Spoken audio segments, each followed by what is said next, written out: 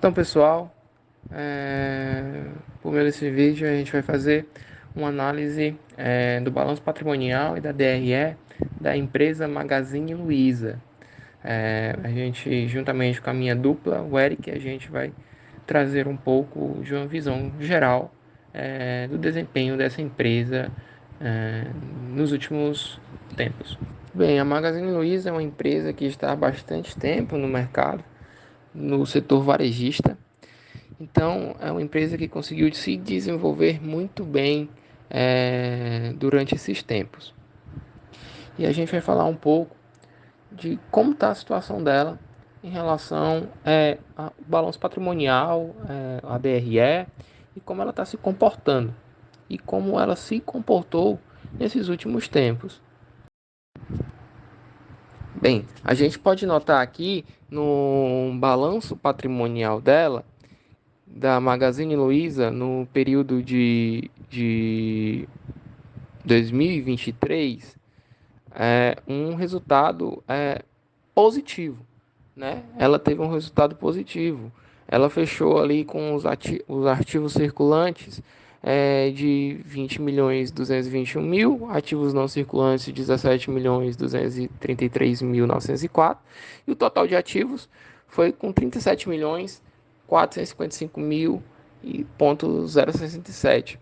Se a gente for comparar o total de ativos com o total de passivos, que foi de 27 milhões 844 mil 533, a gente pode ver que ela fechou o ano positivamente, né? Ela teve um saldo positivo. Já em relação ao ano de 2021 e 2022, ela teve um decréscimo ali, porque a gente acredita que ela sentiu os impactos da pandemia durante esse período. E houve uma estabilização do ano de 2022 para o ano de 2023 em relação ao total de ativos e o total de passivos. Oi, meu nome é Natan e agora eu vou falar um pouco sobre a DRE da Magazine Luiza. Na parte do total de receita, é possível observar que de 2020 a 2021 foi quando se teve o maior aumento de receita de um intervalo de um ano para o outro. Esse aumento se deve principalmente por conta do final da pandemia, que trouxe duas consequências muito importantes para a empresa. O primeiro seria a volta das lojas físicas em alguns estados do Brasil, e a segunda consequência seria o estímulo do aumento de vendas visando resolver dificuldades deixadas pela própria pandemia. No entanto, de 2021 para os anos seguintes, é possível observar que não teve um aumento muito grande da quantidade de receita. A média continuou basicamente a mesma. Na parte de custo da receita e lucro bruto, é possível perceber que os números são proporcionalmente parecidos com o total de receita. A gente tem um aumento de 2020 a 2021, porém de 2021 a 2023 os números continuam o mesmo. Continuam possuindo uniformidade, continuam tendo pouca variabilidade, e as variabilidades de números que tem não são nada que chame muita atenção. No entanto, o cenário muda completamente quando a gente foca apenas na parte de despesa operacional, porque de 2020 a 2023, comparando um ano após ano, é possível perceber que a gente tem um aumento constante.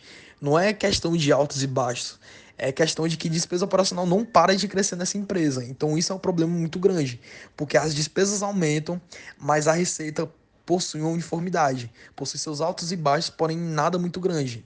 Como eu disse, muito diferente da despesa que não para de crescer. Então, uma empresa que vive nessa situação, obviamente, em algum momento ela vai chegar no prejuízo. E o seu prejuízo chegou pela primeira vez nesse intervalo de tempo no ano de 2022, que foi quando apresentou seu primeiro prejuízo em lucro líquido. E em 2023, esse prejuízo aumentou mais ainda.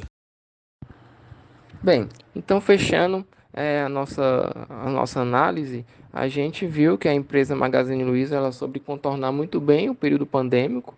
Ela recebeu alguns impactos, mas soube ter um ponto positivo, soube ter uma boa desenvoltura.